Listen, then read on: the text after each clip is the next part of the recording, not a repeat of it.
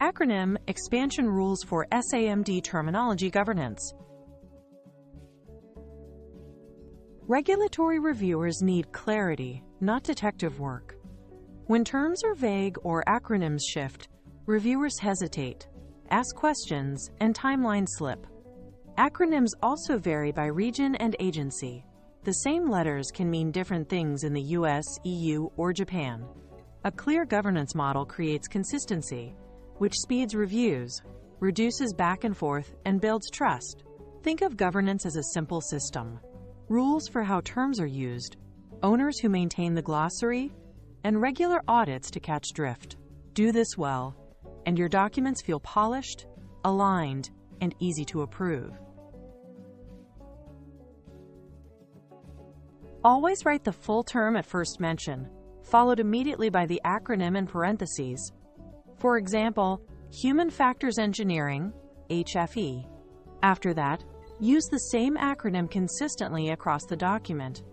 If your report is long, re-expand at the start of major sections so readers don't need to hunt for definitions. This approach prevents confusion, helps new reviewers onboard quickly, and avoids conflicting interpretations. One more tip. If two acronyms could clash, choose one and standardize it across all materials. Consistency here is a small habit that pays off in faster approvals.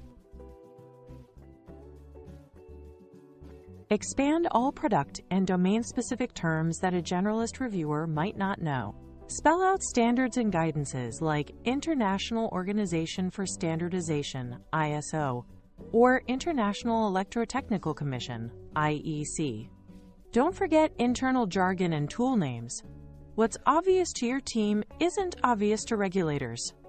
Even widely known acronyms may need expansion on first use. People come from different backgrounds and regions. A simple rule: if a reader could plausibly misunderstand it, expand it once and move on. This keeps everyone aligned without slowing the narrative. Use the singular, official term name from the source standard or policy before the acronym. Match capitalization to the authoritative source. If the standard capitalizes a term, mirror it exactly. Avoid slang, invented labels, or stacked acronyms like QMSCRMAPI without proper expansion. They're hard to read and easy to misinterpret. In figures, tables, and diagrams, do not introduce undefined abbreviations. Expand them in captions or legends. These style choices make your documents clean, professional, and reviewer-friendly, reducing needless clarifications. Maintain a master-approved list of terms and acronyms so everyone pulls from the same source. Clearly flag forbidden or ambiguous acronyms, for example, ones that overlap with other domains. When exceptions are necessary, document the rationale, e.g., space constraints in labels, and specify the exact allowed form. For regional differences, localize variants in the glossary, such as US versus EU terminology, and define when each applies. This balance, clear defaults with documented exceptions, keeps language precise while staying practical for real-world authoring. Expand acronyms in titles, tables, and captions. Reviewers scan these first.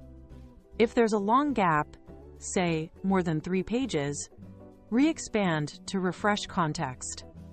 At the start of each major section and in appendices, expand again so sections stand alone for reviewers who jump around.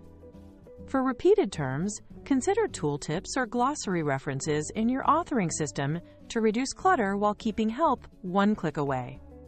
The goal is simple. Make every entry point in your document self-explanatory without forcing readers to backtrack. Create a central glossary with version control so updates are tracked and auditable. Use authoring templates that include inline checks and examples of first-use formatting.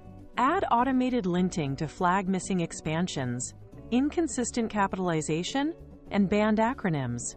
During reviews, assign a terminology gatekeeper, a person who approves terms, enforces rules, and resolves conflicts quickly. This workflow builds discipline without slowing authors and ensures your terminology stays consistent across teams, releases, and regulatory submissions. Model your first use like this: Software as a Medical Device, SaMD. For standards, write International Electrotechnical Commission, IEC, before using IEC throughout. Avoid standalone acronyms that can confuse reviewers, such as HFE. Instead, write Human Factors Engineering, HFE, on first mention. Create a one-page cheat sheet listing approved expansions, forbidden terms, and section-by-section examples. These small steps remove ambiguity, speed up drafting, and make your documents reviewer-ready from page 1.